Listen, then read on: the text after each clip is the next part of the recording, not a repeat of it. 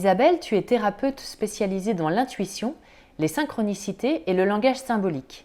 Tu es également l'autrice de Transformer votre vie avec les synchronicités, publié aux éditions Erol. Le terme synchronicité, défini par le psychiatre Carl Gustav Jung au début du XXe siècle, est aujourd'hui passé dans le langage courant, mais peu de personnes savent quel sens donner à ces hasards signifiants et surtout comment ils peuvent être un levier d'action dans nos vies et une aide précieuse. C'est ce que tu développes dans ton livre et que tu vas nous expliquer. Mais tout d'abord, ma première question concerne ton rapport à ce phénomène.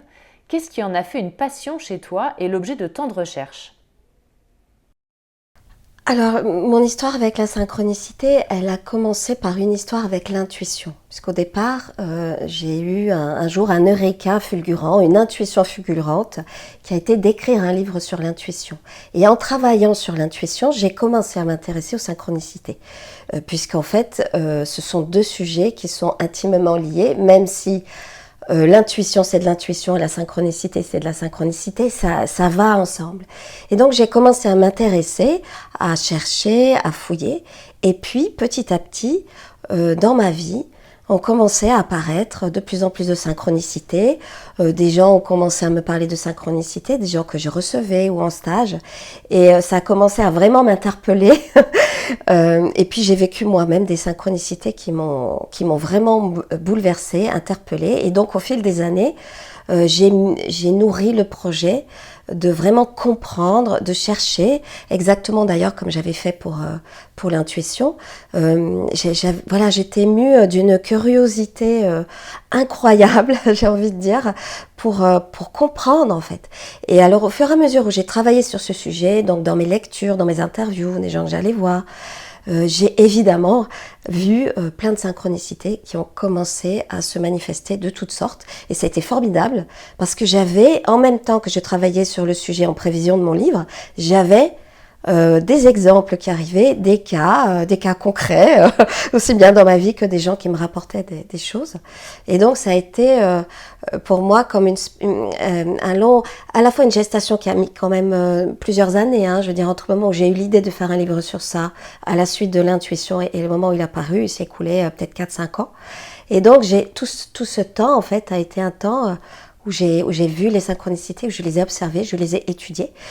Et puis quand j'ai écrit mon livre, alors là, c'était le festival, c'est-à-dire que j'ai vécu nombre de synchronicités et des synchronicités qui m'ont guidée à des endroits où j'étais un peu fragile dans le livre, où j'avais des questionnements, il y avait des endroits où c'était pas très clair. Et comme par hasard, quelqu'un m'appelait, ou je croisais, ou on me racontait quelque chose qui exactement venait combler cette lacune ou cette incompréhension. Donc j'ai aussi vu le phénomène des synchronicités se dérouler pendant l'écriture, et le livre lui-même pour moi a été très fort puisque je l'ai écrit, j'avais prévu de l'écrire pendant le confinement, j'avais réservé le premier confinement, c'était une date que j'avais déjà avant réservée pour écrire mon livre. Et en fait, 2 semaines, le confinement est arrivé, et pour moi c'était pas un confinement puisqu'en fait j'avais déjà prévu de me confiner moi-même ici et d'écrire. Et donc en fait, il y a une synchronicité pour moi signifiante entre tout ce grand chambardement du confinement et l'écriture du livre. Donc je me suis aussi sentie portée par ça. Et puis il y a eu encore aussi d'autres synchronicités. Le livre est sorti au 2e confinement. Enfin, il y a eu une espèce comme ça de résonance aussi entre le livre et cette situation du confinement, et aussi ce que ça nous a fait traverser à tous, de ce regard porté à l'intérieur, de peut-être changer de vision, d'avoir une vision plus large, plus globale, à la fois intérieure et puis du monde.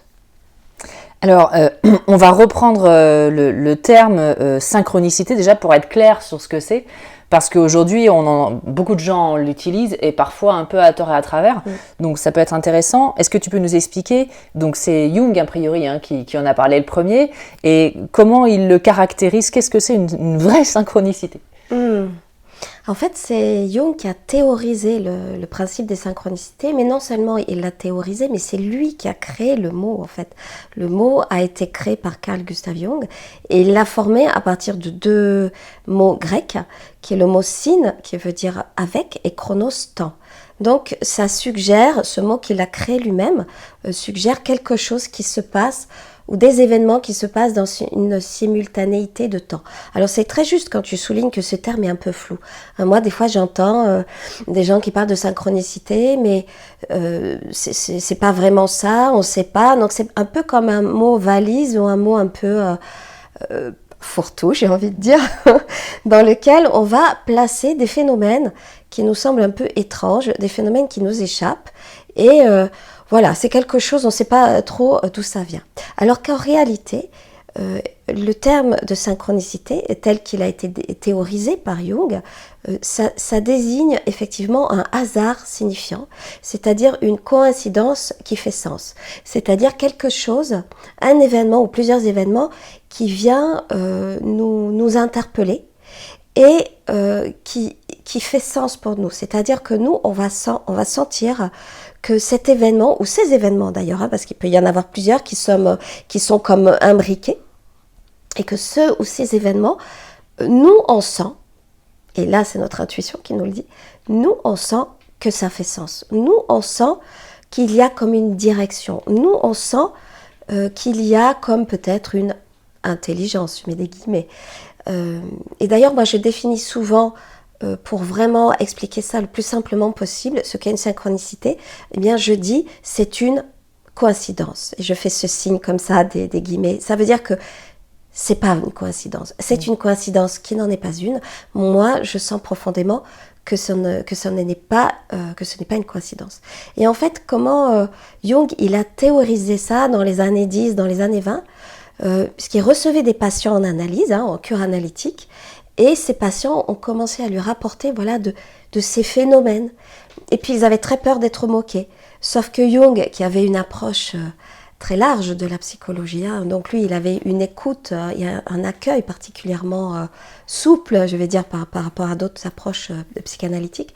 Donc lui il a écouté ses patients, il ne les a pas considérés comme des choses ridicules, mais au contraire il a commencé à observer qu'il y avait vraiment quelque chose de signifiant, que ça voulait dire quelque chose pour les patients et qu'ils pouvaient s'en servir et que c'était des événements qui pouvaient être utiles.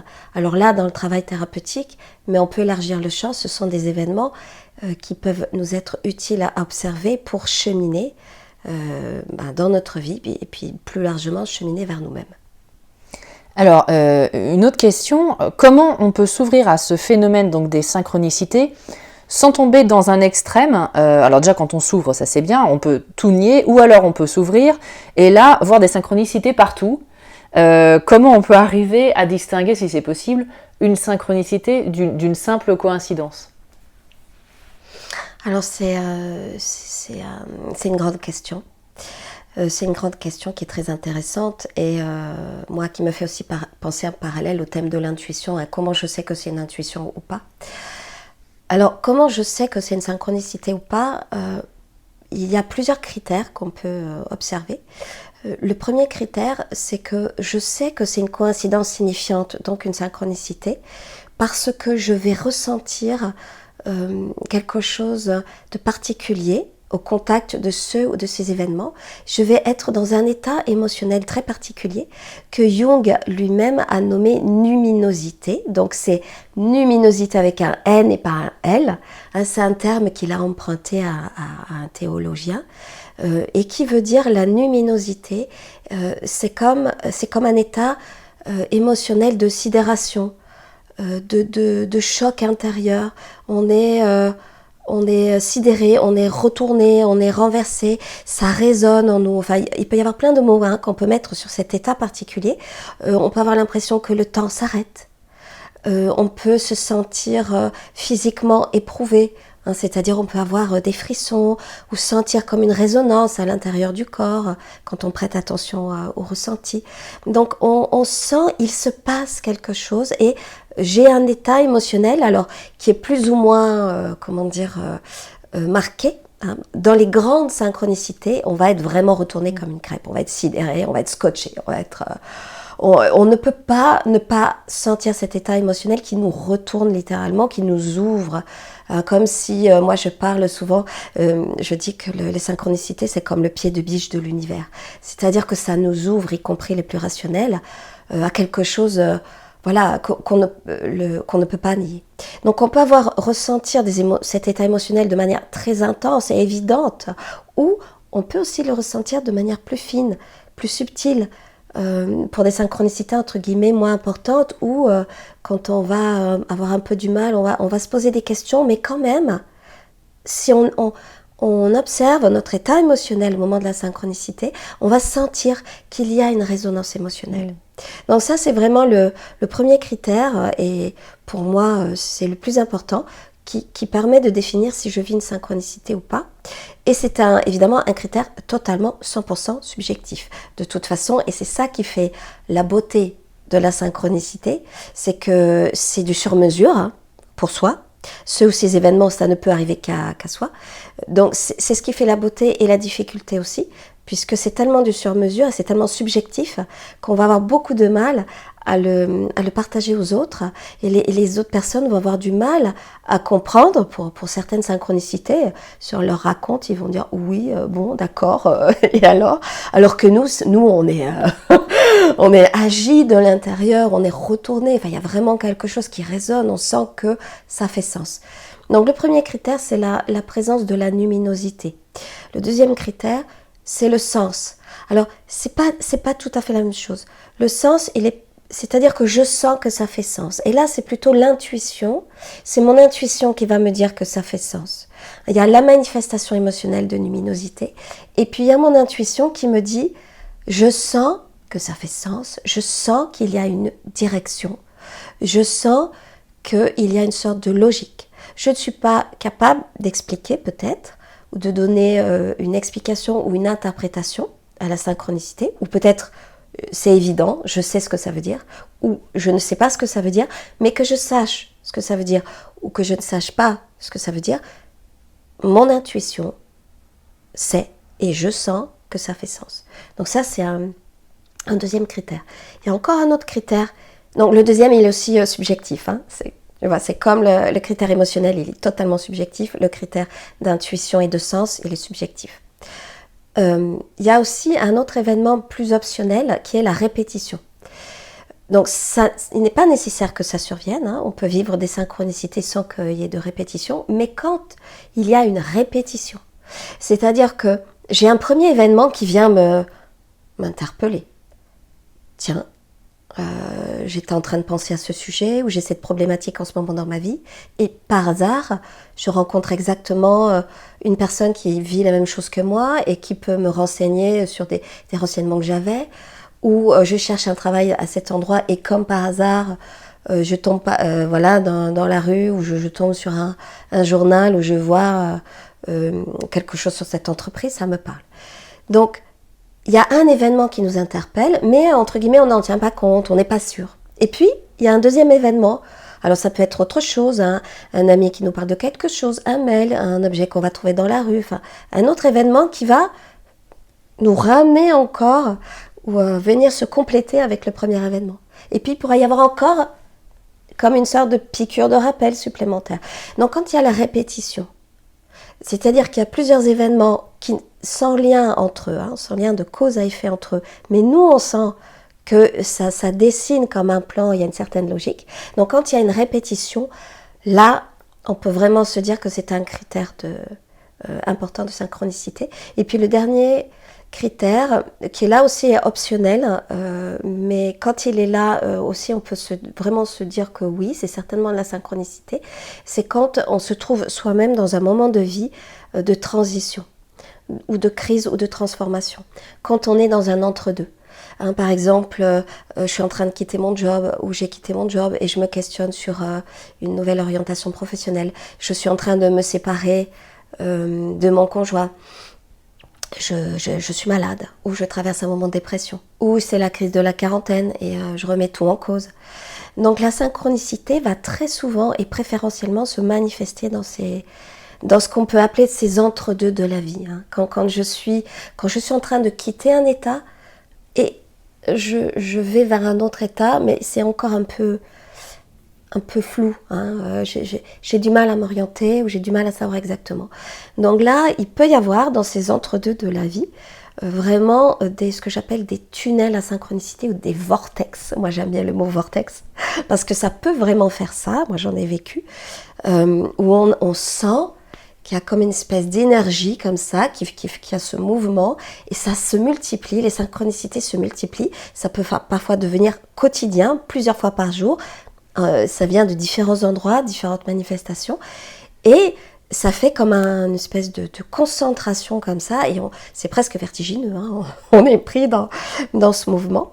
Et donc là, si on vit ça, et si on est dans un entre-deux de la vie, alors il y a vraiment des chances pour que ça soit des manifestations synchronistiques authentiques et qu'on a tout intérêt à s'arrêter et à essayer de comprendre ce qui se joue là, quelle direction nous montre la synchronicité et à quel mouvement nous invite la synchronicité, à quel changement elle vient résonner en nous et éventuellement à essayer de regarder là où on est bloqué, là où on n'arrive pas à bouger, où on est sur le point 2.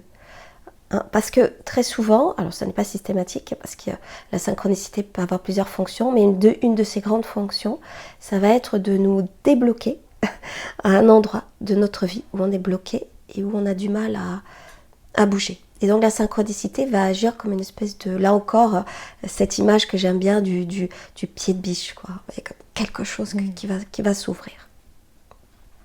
On va revenir aussi là-dessus sur le sens. Mais justement, effectivement, il y a les synchronicités. On imagine tous plus ou moins qu'une synchronicité, c'est vers quelque chose de meilleur. Enfin, je vais réaliser mes rêves et tout va se concrétiser. Pour autant, tu donnes des exemples dans ton livre, et puis je l'ai vécu aussi moi dans ma vie, où en fait les synchronicités s'accumulent pour dire non. Et où il y a quelque chose où on a l'impression que ça s'ouvre et on est enfin content parce qu'avec notre tête, on se dit c'est ça dont on a besoin, avec notre tête. Et puis en fait, non, ça s'ouvre et ça se referme. Il y a un exemple dans ton livre, je crois, de jeunes femmes qui ont une opportunité d'aller partir vivre je ne sais plus où, et puis tout se met en place et puis tout s'effondre. Et en fait, elle se rend compte que non, en fait, c'était pas la bonne idée. Donc, justement, quels sont les sens qu'on peut donner aux synchronicités ? Finalement, elles sont pas toutes là pour correspondre à ce que l'on croit vouloir pour notre vie, mais elles semblent être, entre guillemets, plus justes pour ce qu'on est profondément. C'est ce que moi, j'en ai vécu. Qu'est-ce que tu en penses ? Ça, c'est vraiment, effectivement, une connaissance fine de la synchronicité. Très souvent, dans un premier temps, et spontanément, on va associer la synchronicité à c'est merveilleux, c'est magique. Moi, j'appelle ça les cadeaux de l'univers. Hein. J'avais besoin d'un travail à tel endroit, pile, j'ai le travail. J'avais besoin de ça, ça m'arrive. C'est extraordinaire, etc. Donc, c'est un visage de la synchronicité, mais ça n'est pas le seul visage de la synchronicité. En gros, il y a deux grandes catégories de synchronicité. Enfin, trois. Il y a la synchronicité heureuse. Hein. Moi, j'appelle ça les cadeaux de l'univers. Donc on a exactement le contrat, le travail, enfin l'aide dont on avait besoin qui nous arrive pile au bon moment. Les synchronicités dites malheureuses, donc là c'est tout le contraire, hein, c'est le pas de chance, c'est quand vraiment on veut faire quelque chose et puis ça tombe à l'eau, ou c'est la loi des séries aussi, tu vois, quand on va avoir dans la même semaine... On va nous voler notre vélo, notre ordinateur et on va forcer la porte de notre appartement. Donc ça, c'est la synchronicité malheureuse. Puis après, une autre catégorie que j'appelle la synchronicité énigmatique, où là, c'est des synchronicités que j'arrive pas trop à comprendre, comme des sortes de photocopies de l'univers. Bon, ça, c'est encore une catégorie intéressante, mais assez mystérieuse. Et puis moi, j'ai identifié donc justement cette catégorie que j'appelle hybride de synchronicité initiatique. C'est-à-dire qu'au début, elle se présente exactement comme une synchronicité heureuse, cadeau de l'univers. Je rêvais de cette maison à cet endroit, exactement comme ça. Et tout d'un coup, il se passe plein de choses. Enfin, l'univers semble, c'est l'autoroute pour que j'ai cette maison. Je la trouve, elle correspond exactement à ce que j'avais imaginé. Moi-même, j'ai des intuitions de fous qui me disent c'est bon, c'est là. Et puis, le projet commence à prendre l'eau. Et puis, ça ne marche pas et patatras, tout s'effondre. Alors, j'ai appelé ça synchronicité initiatique parce que ça commence comme quelque chose qui vient exactement correspondre à nos désirs et ça, ensuite, ça se délite complètement. Donc, initiatique parce que ça nous oblige à revoir notre projet initial. C'est-à-dire ce projet initial, peut-être avec lequel on était un peu têtu. On voulait absolument ça. On voulait ça alors que peut-être il y avait déjà des signes qui nous disaient c'est moyen. Donc on voulait absolument cette chose. Donc l'univers, c'est comme si l'univers nous disait ok, tu veux ça, tu insistes tellement. Tu vas l'avoir. Tu vas l'avoir, je te le donne. Et puis je te le retire. Et pourquoi je te le retire ou pourquoi ça t'est retiré? Et là, il y a un gros travail à ce moment-là. Donc c'est pour ça que je parle d'initiatique, parce qu'il y a quelque chose qu'on va devoir symboliquement faire mourir de ce désir antérieur auquel l'univers a répondu, mais finalement ça nous est retiré. Donc ça peut être compliqué parce que il y a un travail intérieur vraiment d'observer quel était ce désir, à quel endroit il n'était pas bien ajusté, et surtout il peut y avoir aussi un sentiment d'abandon, on est un peu abandonné par l'univers. Qu'est-ce qui se passe?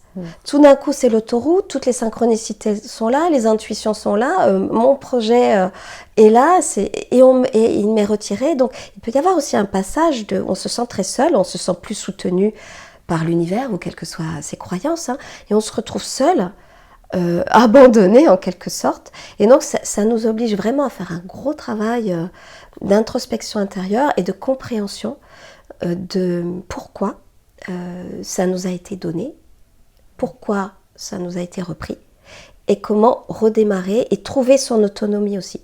Parce que avec la synchronicité, il y a non seulement le risque, tu l'as évoqué tout à l'heure, de surinterprétation ou de prendre n'importe quel événement comme un signe positif ou négatif d'ailleurs, comme une synchronicité. Donc là, il y a un risque, mais il y a aussi le risque de s'appuyer totalement sur ces signes de l'univers et de manquer d'autonomie.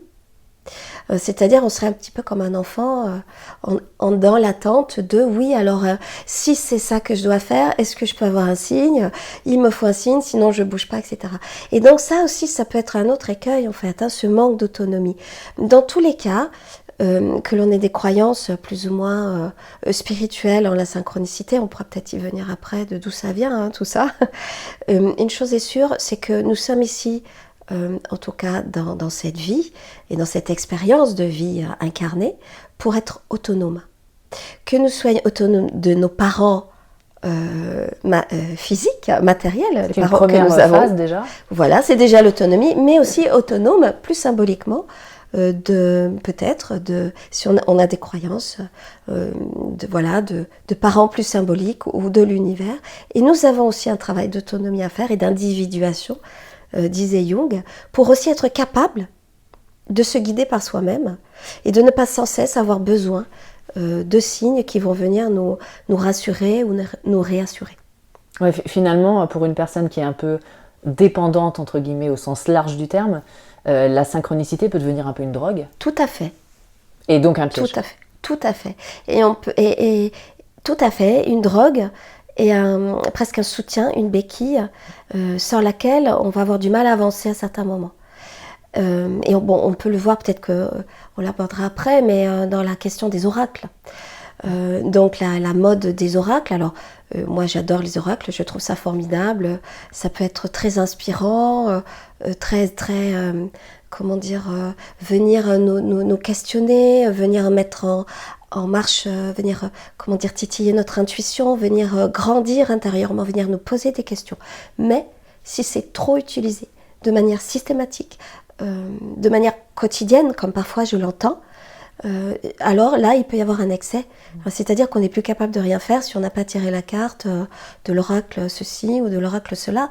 Et là, on voit bien qu'on est dans un excès et on n'est plus dans ce juste milieu qui est que la synchronicité, elle est là, partout, tout le temps, potentiellement pour nous. Mais ce n'est pas pour autant que l'on doit tout le temps attendre la synchronicité. Parfois, j'ai des gens qui me disent « Oh là là, en ce moment, je vis pas de synchronicité, c'est terrible, il se passe rien dans ma vie. » J'ai envie de dire « Mais c'est formidable !» C'est formidable, c'est l'occasion pour toi ou pour la personne de ok, qu'est-ce qui se passe pour toi? Tu n'as pas de signe, eh bien c'est le moment d'être au contact de toi, de qui tu es, de prendre contact avec tes propres ressources d'indépendance, d'autonomie, de te décider, d'aller de l'avant, d'intuition, de pouvoir décider qu'est-ce qui est juste ou pas, et de pouvoir faire ton chemin par toi-même. Et ces moments-là, ils sont précieux aussi. Donc, c'est pas parce qu'on vit pas de synchronicité, d'abord qu'il se passe rien dans notre vie, ou qu'on n'est pas aidé ou soutenu. La synchronicité, elle est toujours là. Mais ces moments-là sont des moments vraiment aussi importants pour moi que les moments de vortex dont je parlais tout à l'heure, où là, c'est l'inverse, où on sent qu'on est pris dans un flot.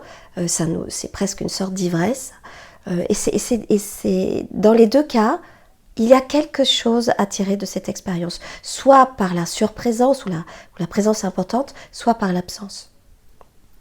Alors, j'ai envie aussi qu'on parle de la loi d'attraction dont tu parles dans ton livre. Alors, la loi d'attraction, qui a été un livre à la base qui explique, en gros, mais tu vas nous expliquer mieux que moi, qu'on attire à soi ce qu'on vibre, sauf que ça donne lieu à tout un tas d'interprétations aussi très très farfelues et qui deviennent aussi des béquilles. Et puis il y a plein de questions aussi que je voudrais te poser suite à ça. Est-ce que tu peux nous expliquer déjà, qu'est-ce que c'est que la loi d'attraction telle qu'elle a été posée? Alors, la loi d'attraction, effectivement, vient d'un livre qui a été publié au début des années 2000, Le Secret, qui a été un succès fou. Il y avait aussi un film en même temps qui est sorti. Donc, la loi d'attraction, c'est ce que tu as dit. En gros, c'est j'attire ce que je vibre. Donc, si mes pensées créent de l'énergie, et cette énergie va attirer à moi ce que je pense, ce que je vibre. Alors, cette loi d'attraction, elle est à la fois intéressante et à la fois dangereuse pour moi. Et elle donne, comme tu l'as dit, aussi lieu à beaucoup de béquilles. Elle est intéressante parce qu'elle soulève la question de la dimension énergétique, du psychisme, des émotions, des pensées.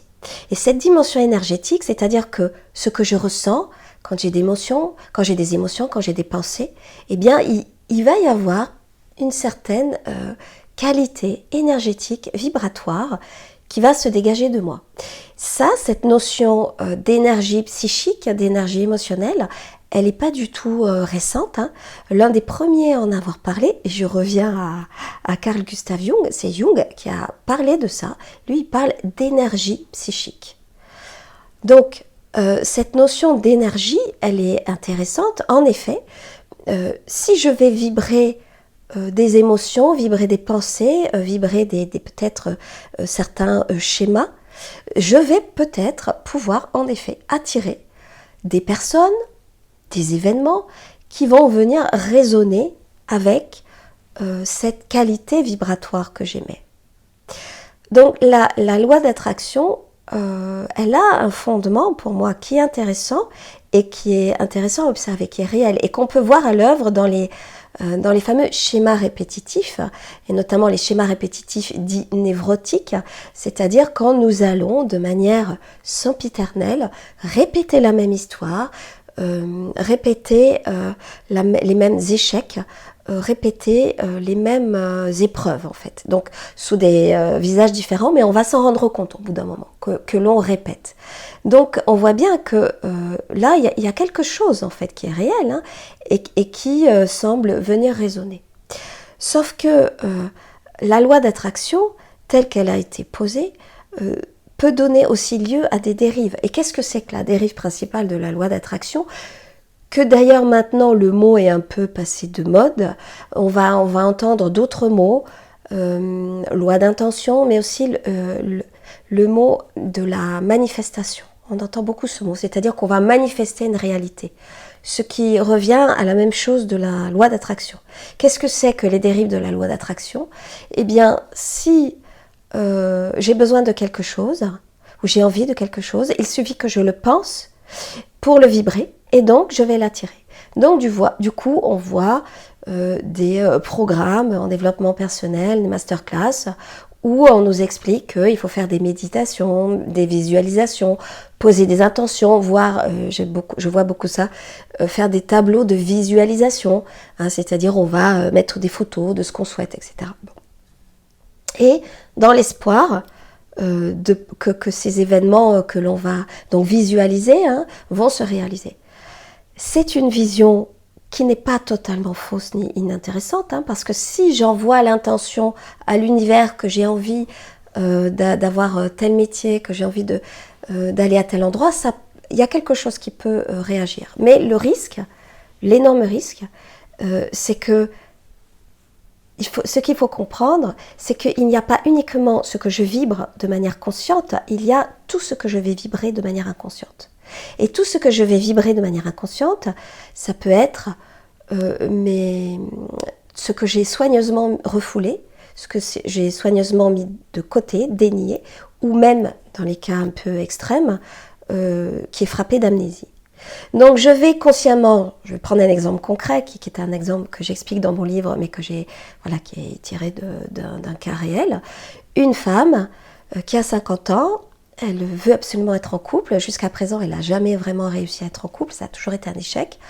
Et donc, elle s'inscrit à un programme de loi d'attraction pour rencontrer quelqu'un. Et donc, elle va tous les jours faire des visualisations où elle rencontre, elle voit l'homme idéal, celui qu'elle attend.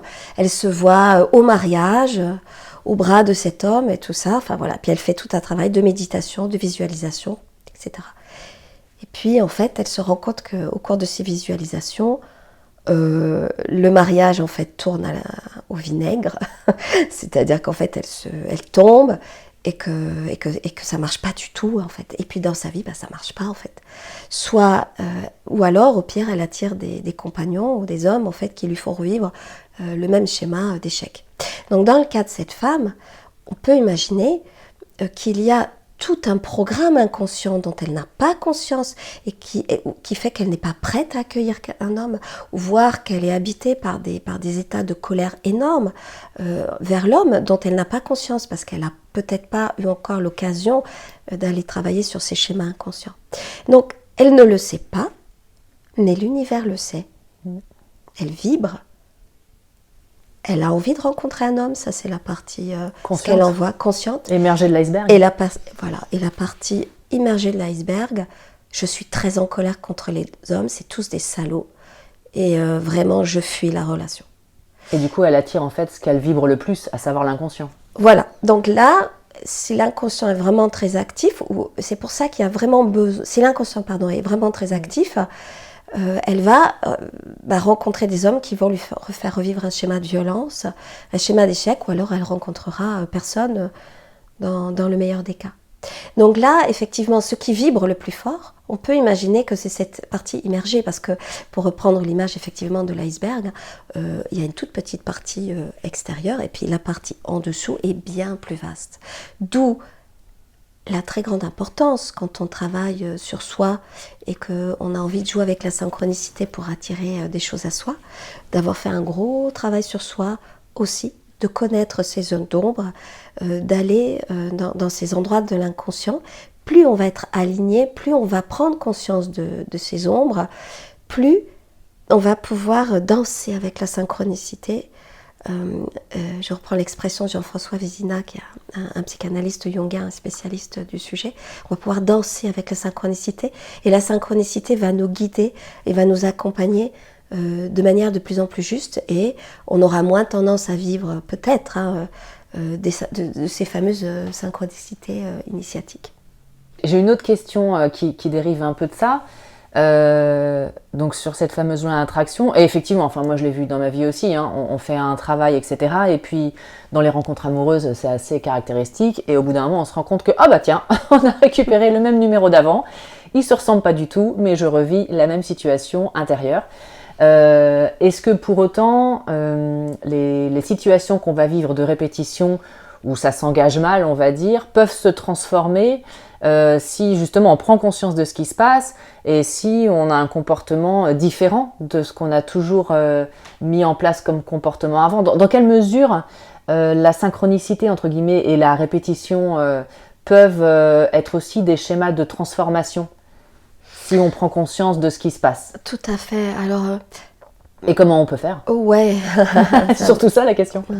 Je dis souvent que les schémas répétitifs sont là pour d'abord le premier travail, il s'agit de les repérer, de les voir. Et ensuite, ils sont là pour nous permettre de réparer. C'est comme une tentative de l'inconscient de réinviter tout le temps la même situation, alors parfois sous des formes un peu différentes, mais on voit bien quand même au bout d'un moment que c'est la même chose, parce que l'objectif de l'inconscient, ou de manière plus globale de notre être profond, on va dire, si on se place d'un point de vue plus spirituel, c'est de réparer et de pouvoir transformer. Donc ces schémas répétitifs ou ces répétitions, éventuellement que l'on peut associer à des synchronicités, elles ont effectivement une fonction de transformation, c'est-à-dire de nous aider à transformer ces schémas répétitifs pour ne plus répéter, pour se libérer ce qui est à libérer, et pour pouvoir être libre de pouvoir réécrire une histoire, écrire une nouvelle histoire à l'endroit où on a besoin. Donc comment on fait ? On travaille sur soi. Donc en développement personnel, ça c'est une première étape qui est déjà très utile et qui peut être très enrichissante. On se pose des questions, on lit, on participe à des stages, et puis parfois on a besoin d'aller un petit peu plus loin, et là de faire un travail thérapeutique en psychothérapie pour vraiment aller travailler, explorer des zones d'ombre, des zones peut-être parfois, ça peut arriver, traumatiques, qui font qu'on va vibrer effectivement inconsciemment des éléments difficiles et que l'on ne voit pas du tout et qui peuvent nous empêcher d'être libres, nous empêcher de vraiment nous réaliser et réaliser ce pourquoi on est fait dans cette vie, quoi. Et juste pour la petite anecdote en plus, j'avais fait une interview de Franck Lobvé sur les sujets des relations et il disait, dans cette interview ou une autre, je sais plus, quand vous voyez que tous vos conjoints, si on parle de la relation amoureuse par exemple, ou ça peut être professionnel, peu importe, ont toujours la même caractéristique, le point commun, c'est vous. Donc c'est que c'est vous qui allez les chercher inconsciemment. Donc effectivement, c'est qu'il y a vraiment quelque chose qui parle de nous en fait et qui est à travailler. Oui. Tu parles du Yiking, qui est un outil chinois fascinant, vieux de plusieurs millénaires, et dont l'utilisation permet de voir plus clairement une situation. Donc c'est pas un outil divinatoire qui va dire il faut faire ça ou il faut pas faire ça, mais c'est un outil qui nous aide à mieux comprendre une situation pour ensuite faire le choix. Mais le choix nous appartient. Est-ce que tu peux nous en dire plus sur cet outil ? Oui, le Yiking, c'est vraiment l'outil de sagesse chinoise. Donc c'est un livre. La traduction du Yiking, c'est livre des transformations.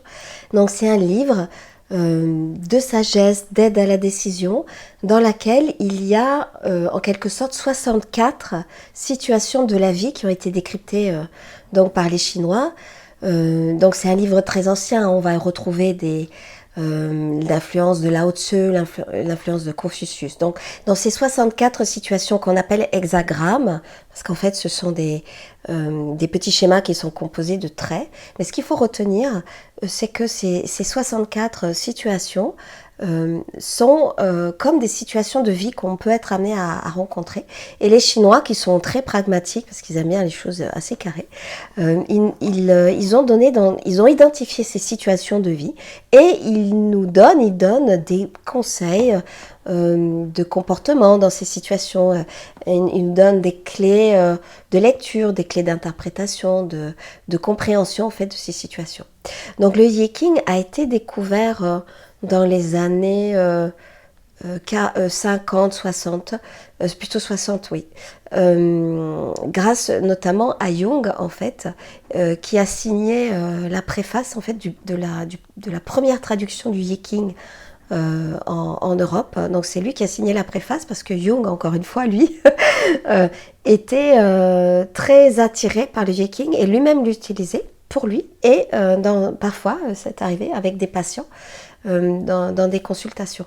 Et Jung lui-même et on peut de manière générale parler de la synchronicité à propos du Yi-King et des oracles en général, c'est-à-dire qu'il se produit une coïncidence signifiante entre une question que je vais poser et la réponse soit de l'oracle ou là, le Yi-King qu'on peut aussi considérer quelque part comme un oracle.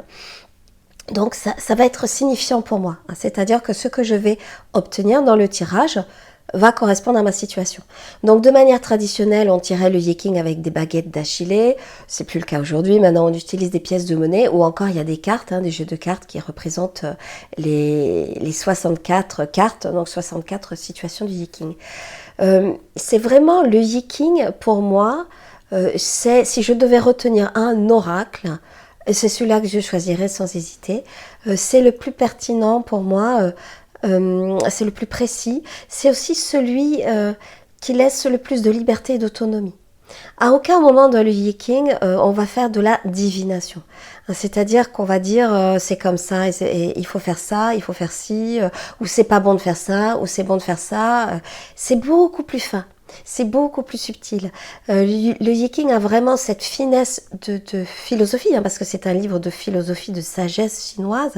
Donc, tirer le Yi-King, c'est vraiment être au contact de son intuition, au contact de la synchronicité, et c'est vraiment travailler en développement personnel, faire vraiment un travail intérieur. Donc c'est vraiment un oracle qui n'est pas utilisé dans un sens de divination, mais dans un sens de projection.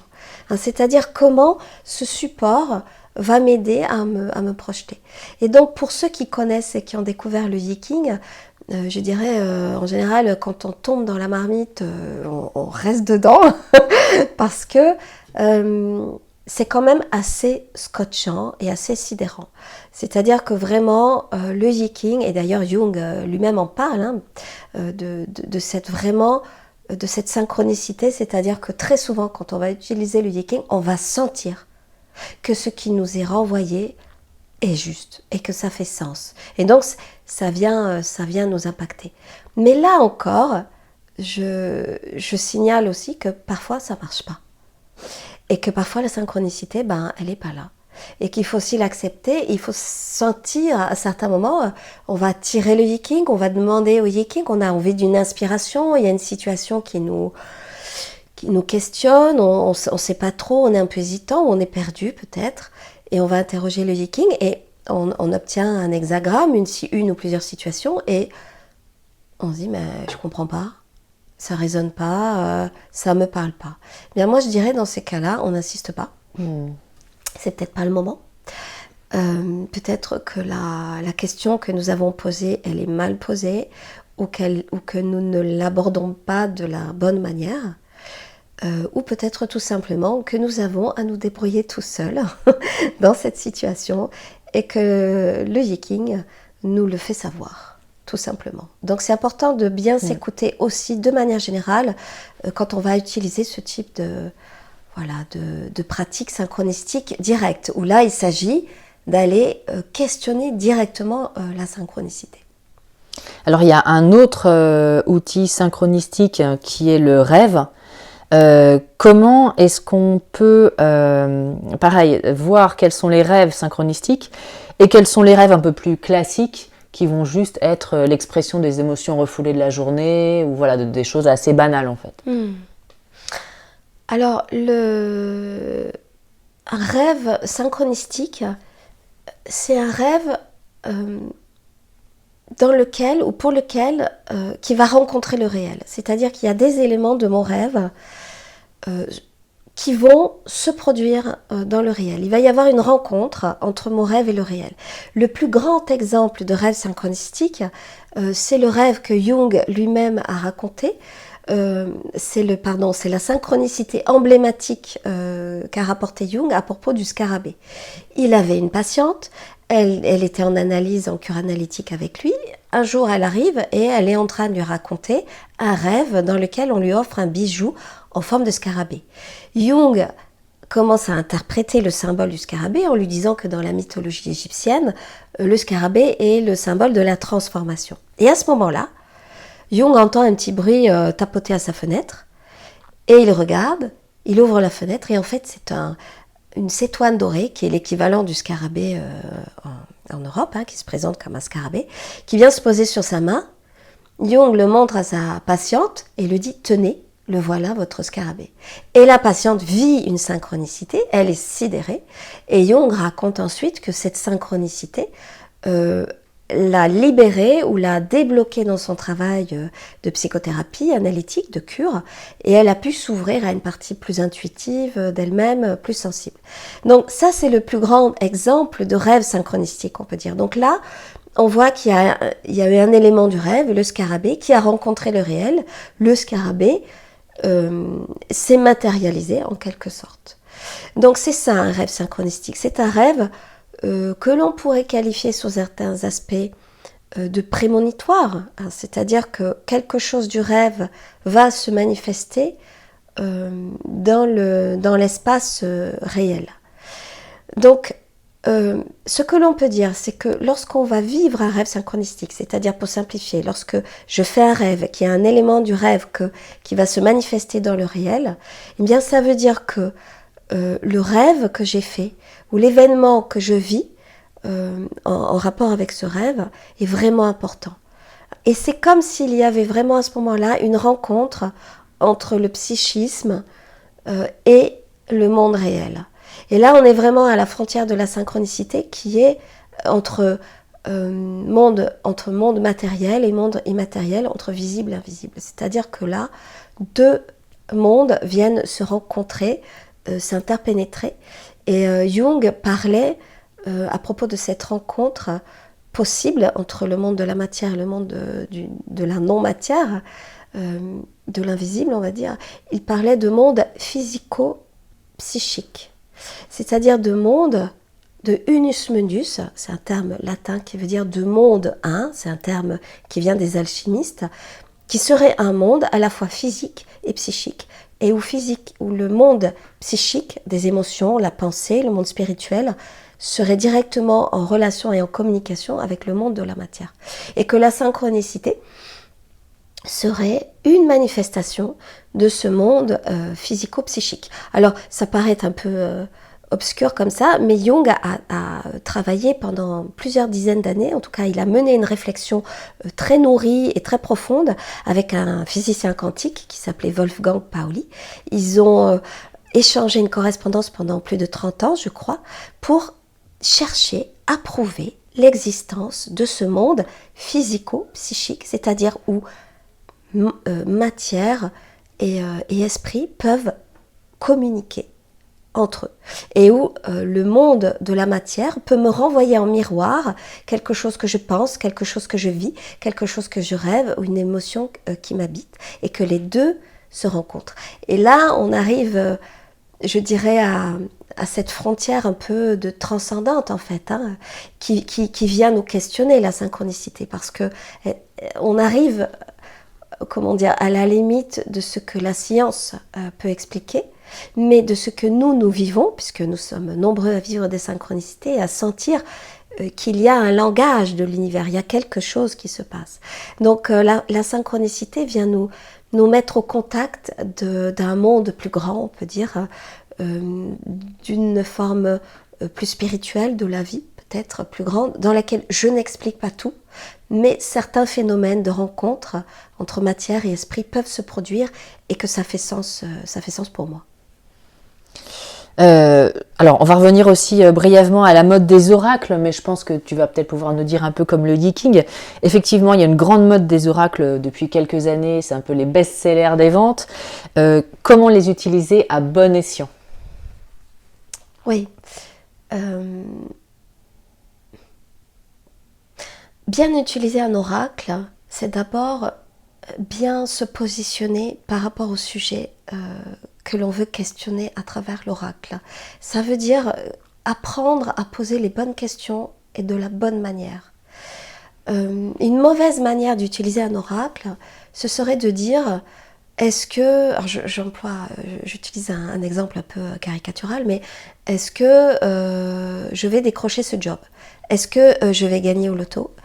Est-ce que un tel va tomber amoureux de moi? Est-ce que tel autre va quitter sa femme pour pour enfin m'épouser comme il me le promet depuis tant d'années. Donc là, ça, c'est pas une bonne manière d'utiliser l'oracle et donc la synchronicité, hein, puisque ce qui sous-tend l'oracle, c'est la synchronicité à ma question ou mon sujet, et je tire quelque chose au hasard et le hasard fait sens. Hein. Donc ça, c'est pas une bonne manière, puisque on en revient à ce que nous avions évoqué un petit peu avant dans l'interview. Ça me met en situation de dépendance et je ne suis pas autonome, je ne suis pas dans mon pouvoir. À cet endroit-là, je délègue le pouvoir à, on ne sait pas, la synchronicité, Dieu, des anges, des guides spirituels, que sais-je, enfin, en fonction de nos croyances.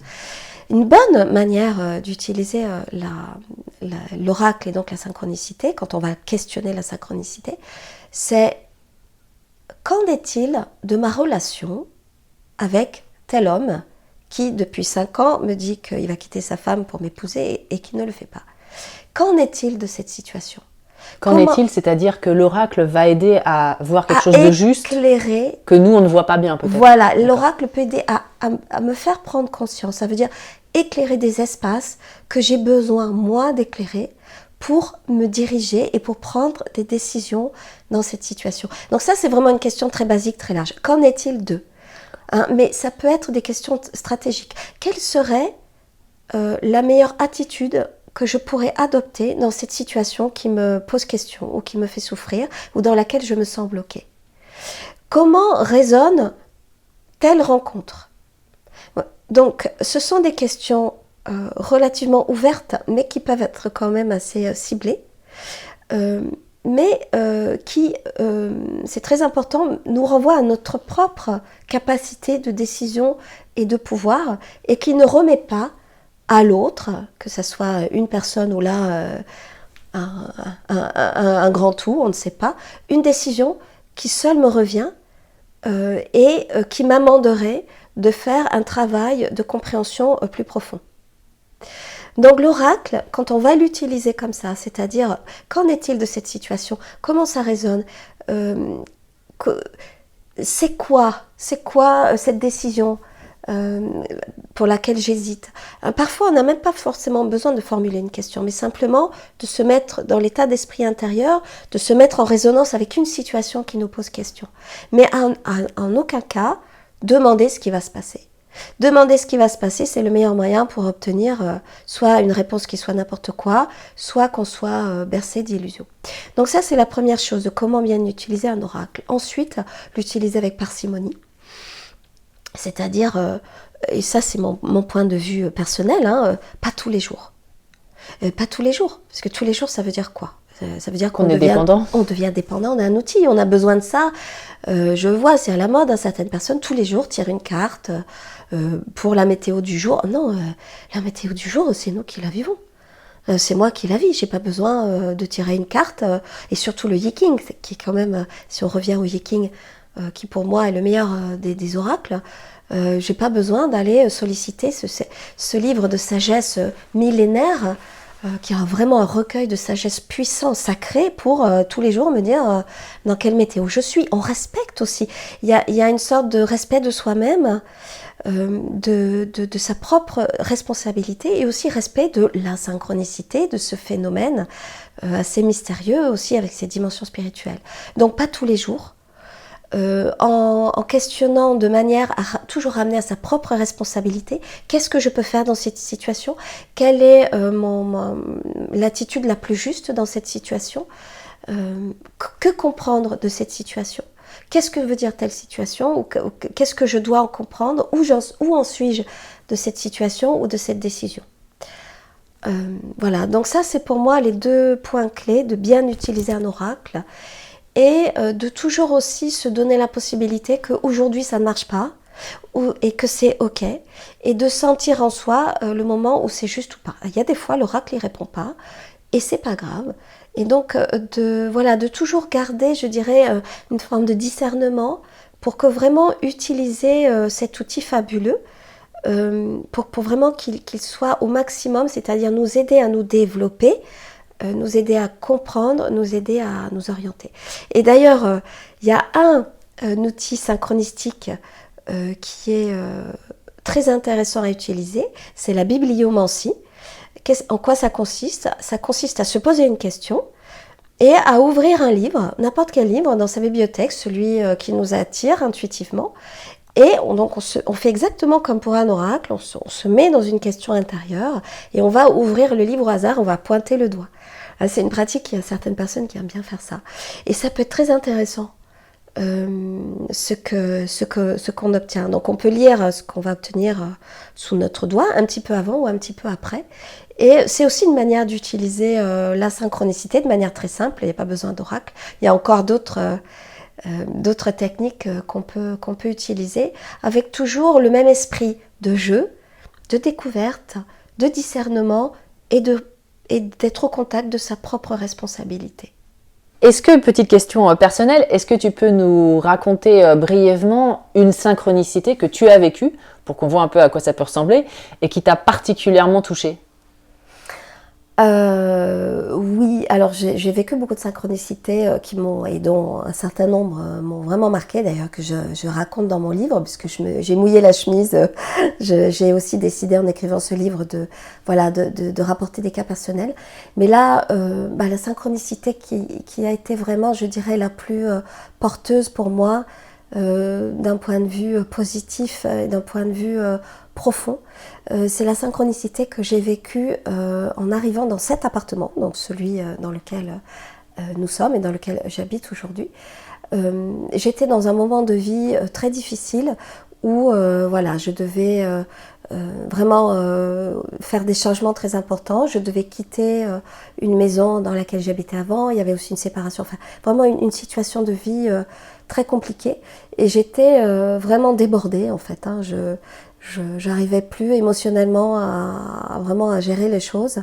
Et il est absolument urgent que je puisse quitter la maison dans laquelle je me trouvais. Je devais le faire de manière urgente, mais j'avais pas du tout l'énergie de chercher un lieu.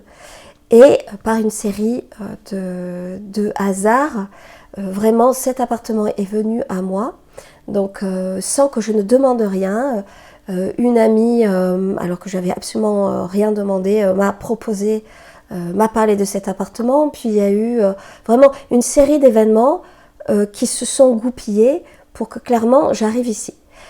Mais là n'est pas la synchronicité pour moi la plus marquante, c'est ce qui s'est passé quand je suis arrivée ici, quand j'ai visité cet appartement, donc dans la perspective de le louer.